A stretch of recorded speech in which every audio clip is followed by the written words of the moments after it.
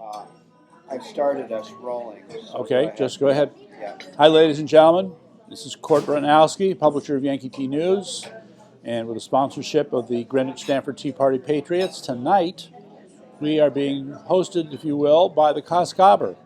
For a number of reasons, we couldn't be at the Parkway Diner tonight. One I need to share with you, and we offer our condolences to them. The family that runs the Parkway Diner lost a young member of their family, 34 years old, and he just dropped dead of a heart attack. It's so sad. But, you know, we'll be talking to them, and just our hearts go out to them. It's a tough time for them, and so they needed a place for their family. Okay, the other part to get into here, there's several before I really get into the stories. I'm going to start with a friend of ours. Her name is Gila. And last night, Monday night, after everybody had left and we were sitting around talking, she had laid out what was truly a provocative, and I mean provocative thesis, which could be boiled down to this. She was asking the very simple question: what if all these elderly people that were said to have died from COVID did not die from COVID? What if it was something else? Okay? So we were exploring that, and the thing that she focused on that just amazed me, I'm a biology guy, just amazed me, was the suggestion that a combination, tell me if I'm wrong, of the ventilators and anesthesia may have triggered events that were fatal. That's the thesis. The basis for this, she found this study in a book. In a book. It was an old study going back to the 1930s, right? Yeah, but the author of the book is Gina Colata, who used to work for the New York Times, I believe. The book is titled Flu, and it's an excellent book. Right. And in that book, it recurs several times on an experimental basis right. with animals. The first scientist who did that was Richard Shope, and then there was another man, Francis. Okay. All right, yeah, so let me pick it up from there. Yeah. So, in essence, what this person found was that by working with ferrets, if he happened to give the ferrets an anesthesia in order to administer the flu sample that he wanted to give to them, they got pneumonia. If they did not get the anesthesia, they did not get the pneumonia, all right? Well, guess what? Those elderly people, they were getting anesthetics as well, and they were getting pneumonia as well. And pneumonia helps to sort of knock you off. Now, I should just add one other clarifying point here. The CDC is very good at confusing and misleading the public. Very good at it. In fact, they've raised it to a science. In this particular case, they, for years, have reported out flu deaths, right? It's a big thing. Here's the flu season. Get your flu shot. If you're not careful, all these people are going to die from the flu, et cetera, et cetera. And they would cite statistics. Remember back 20 years ago, 30,000 died in America. And this year, 27,000. Another year, 50,000. Okay? The problem is when you look at the footnote for the report on flu deaths, they will tell you that they combine death from pneumonia with death from flu and report it as one number. Okay? That's cheating. I'm sorry. But they got away with it. Everybody was good with it because, quite frankly, when you're looking at a person who's really, really sick and dying from the flu, you know, pneumonia is an inevitable confounding factor that gets thrown into the mix. So because of that, they mixed them. But in this time, when we're trying to understand this more closely, that's not helping. In any event, moving on, a shout out to Steve Cortez. All right, all you Steve Bannon fans know Steve Cortez. He is an economist, political activist, a lot of things. And he put this up one day, okay? Get a good look at it. It's the trifecta of tyranny. It's a simple concept, it's easy to understand, and it's important to understand. So you'll see at the top of the pyramid you have, quote, big tech, Facebook, Google, you can throw in Microsoft, maybe Amazon. And then over here you have the intelligence services. I believe the federal government has 17, at least, different intelligence services. You have the you have the Defense Intelligence Agency, you have the CIA, you have, well, the FBI, you've got, I can't even think of the other acronyms right now, but it adds up to 17. And over here we have big media. So one of the things you would wonder about is this relationship between big tech and the intelligence services. I want to remind you that Amazon competed with other big tech companies for a $600 million contract to manage the database systems for the CIA. Okay? So, yeah, I think there's a connection between the two. So you might want to hold on to this, think about it. It's definitely worth studying, and I hope maybe we'll expand on it. So there's that. Now this one's a little bit more difficult. We have to work on it. This is my little creation. I wish to establish that I'm absolutely not an artist, and the proof is right here. Okay? So anyway, the tree of federal corruption. This came out of a conversation I was having where the issue of, it starts with talking about corruption in Ukraine. Okay? A lot of American corruption, if you will, was exported into Ukraine. Also not talked about is the amount of corruption from Russia exported into Ukraine. So this place just seems to be, I don't know, a hotbed is a good word, a hotbed for corruption. So then the question was, well, when did it start? Where do we go back to find the origin? Well, that wasn't clear. But as you thought about the issue of how America has corrupted other countries, okay, yeah, then it starts to go back. And so the way I've set this up is that the way I characterize, there are two tap roots, okay? The first and deepest tap root is actually the Bush family, because it was the Bush family through the investment firm Brown Harriman Brothers, based in Baltimore, that they started to form relationships with the Nazis, okay? And the basis for trading with the enemy through Switzerland during World War II. It was all set up with the good offices of. Okay, so call that the 30s and 40s. Now we fast forward to the 50s. When the CIA was formed, it should be understood that the CIA was not considered constitutional. They understood this. So the formation of this intelligence agency, which was supposed to be international in scope and have nothing to do with domestic issues, had to be, quote, off the books. So the CIA, for all intents and purposes, was on its own in terms of being able to raise money for itself. So we should not be surprised that the CIA, in terms of getting money, quickly defaulted to drug trafficking, weapons smuggling, human trafficking, nuclear technology smuggling, okay? These were the, if you will, the soil, the nutrients that fed the CIA, okay? And all of this has fed this tree of corruption that's grown over the years. So I just, yes, sorry, what? To chop it down how we would like. So it's, you know, sorting all this out is difficult. This is just a first draft, okay? So we'll be coming back to this, but I just wanted to show it to you.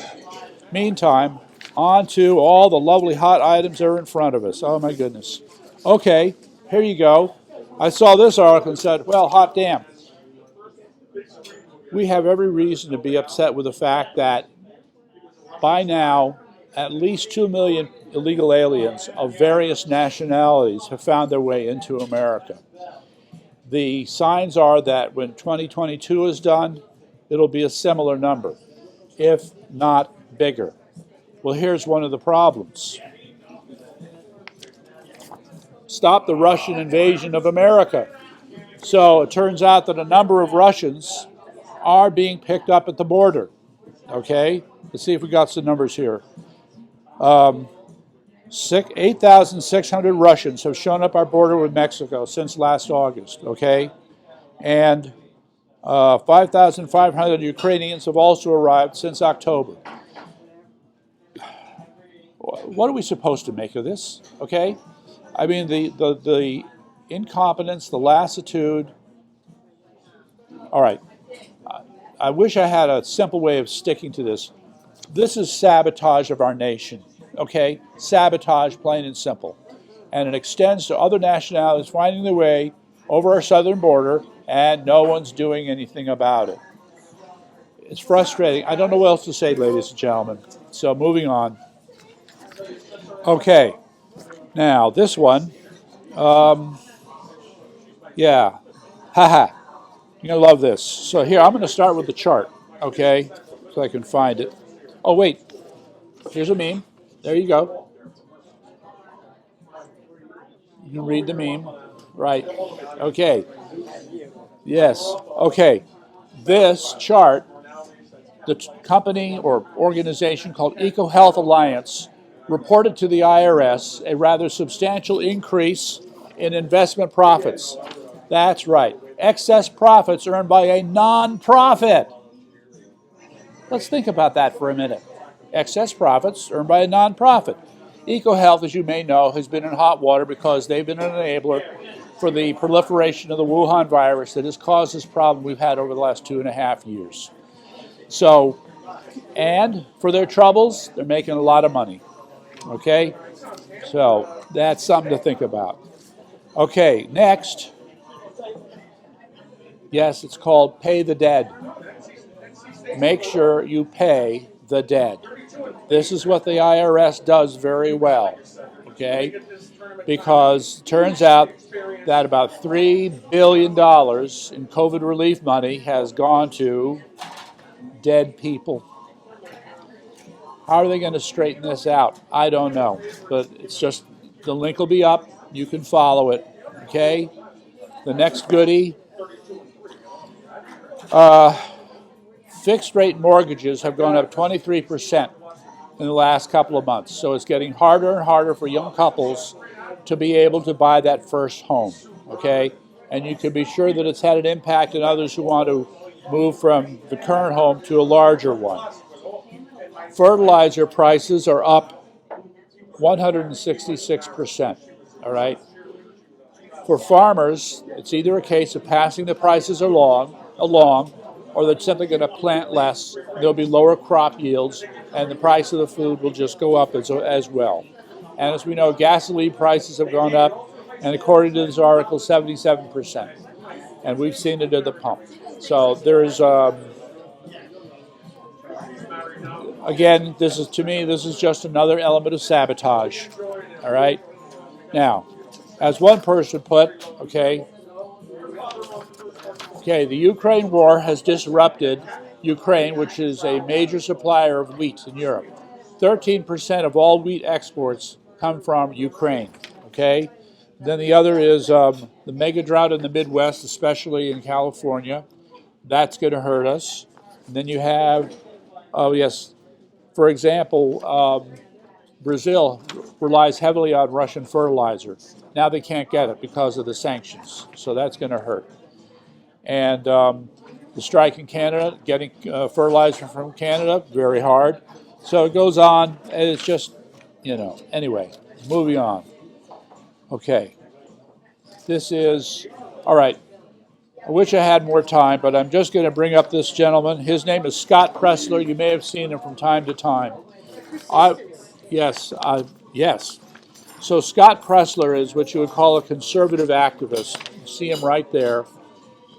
He's the guy who's gone into these cities where everybody said it's hopeless, there's nothing we can do, there's all this garbage, this mess, these homeless and the crap they've left around, stuff. He and a crew cleaned it up. They picked up all the garbage and got rid of it. Something the cities in question could not themselves do. And by the way, these cities are run by Democrats. I just had to throw that in. Okay? Yes, that's right. That's what they said. So, he's a model for the future, for conservatives, okay? Meantime, this one's a little bit more difficult. So to all you wackadoodle censors at YouTube, relax, okay? I'm not touting this, all right? I'm questioning it, so you might want to consider that. So Steve Kirsch, who I'm a fan of, there's all this talk about graphene oxide being in blood samples. I would say there's evidence, but they really haven't established it. And so this is just one more piece. We've got the link. You read it. I have issues with what he wrote, but in all fairness, people should have a look at it, okay? Next is, You may or may not remember, if you're a fan of the New York Post, okay, they had this front page article that showed like 50 photographs of all these intelligence officials who, before the 2020 election, had signed off and said that the Biden laptop was fake. 50. This gentleman was one of them. His name is John Cipher. It's ironic. S-I-P-H-E-R, but Cipher. So he had an email exchange with Rick Grinnell, former defense, his DNI, he was head of the DNI under Trump for a short time. In any event, in this interchange, this CIA officer was boasting about how he feels that he had turned the election to Biden by lying about by Hunter's laptop. Lovely. Okay. Meantime, there's not much to say about this. It's just more about how Biden's approval rating is just plummeting.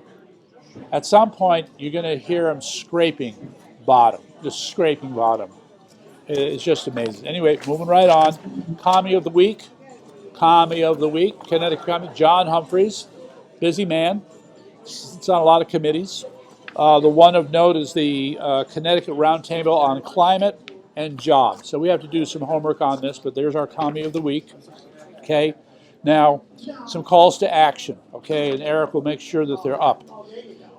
First, everybody in the sound of my voice must call the United States Senate switchboard and tell and contact any senator you want, especially your own, to say no, no, no to Judge KETANJI Jackson Brown. This woman has continued to evade, lie, and be deceitful about her record with respect to children sex offenders. And what's so offensive about this is that here she is being compassionate to the person in front of her, but she is blind to the suffering and the harm caused to the children, blind to it. This person cannot sit on the court. She cannot, okay? So there's that. Meantime, I want to mention the Liberty House. Where did it go? This, what was it? No.